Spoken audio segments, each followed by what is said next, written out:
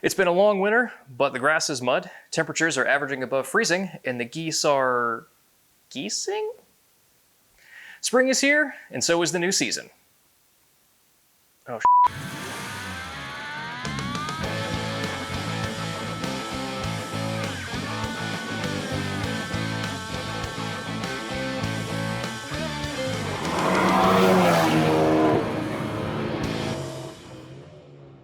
So here we are, just a week before the first points event of the season. Last week I competed in a non-points event that I sort of used as a shakedown to see how all the new parts I installed in the off-season worked. Let's run through those real quick. So I don't know if you can see what's going on in here, but placing the factory blow-off valve with the Turbosmart Kompact dual port. And I think the fact that this came apart while I was taking it off in pieces speaks pretty highly as to why you would want to replace these. So here's our new one. It is dual port, so it's 50-50 atmospheric and recirc. The original is 100% recirc. You put this in, wrap it up, and yeah, see how it does. Much like my hosting career, the biggest challenge facing front-wheel drive cars is gaining traction. Whether it be drag racing, road racing, autocross, straight line traction is at a premium in these cars, and accelerating out of the corners is where I lose most of my time to the all-wheel drive cars I'll be competing against. Which brings me to these. So what we have here are a new rear motor mount from Whoosh and a front stress bar from FS Werks. The stress bar ties the control arms together and not only improves cornering stability, but in conjunction with that new rear motor mount also helps stiffen up the front end to provide some more stability under acceleration. Both of these together will set you back around $250, but you get a lot of bang for that buck. Now, in addition to all the fancy new stuff, I also decided to tackle a handful of oft-overlooked regular maintenance items. A transmission flush will only set you back about $40 in fluid and a few very uncomfortable minutes of your life, but if it hasn't been done in a while, the effect it'll have on your shifting is staggering. I also replaced the original worn-out tie rods.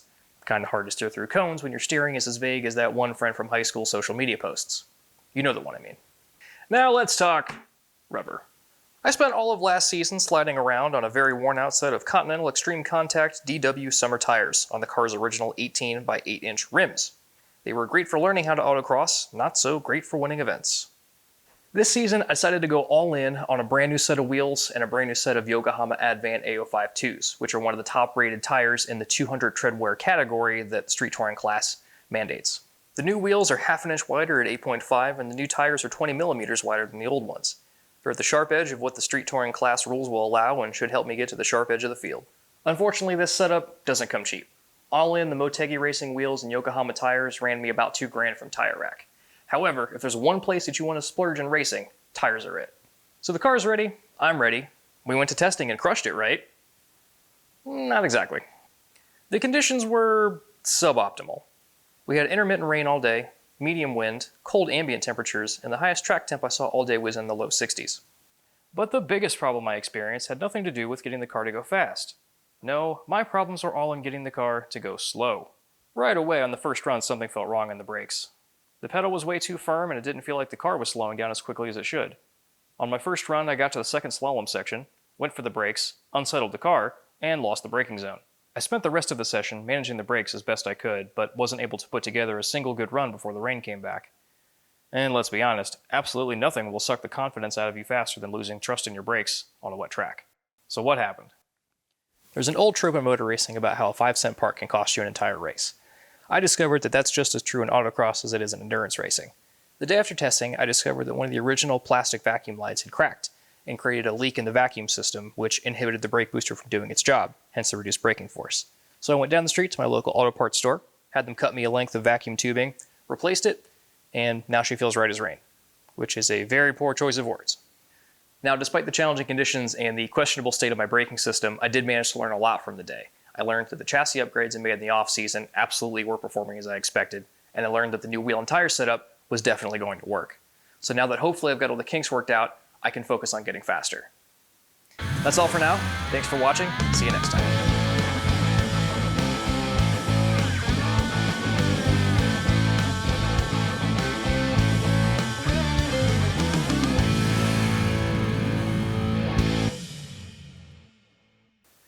What is line? So here we are. No. Yes. No, we aren't. No, we are not. Yeah, I biffed that line. That's not right.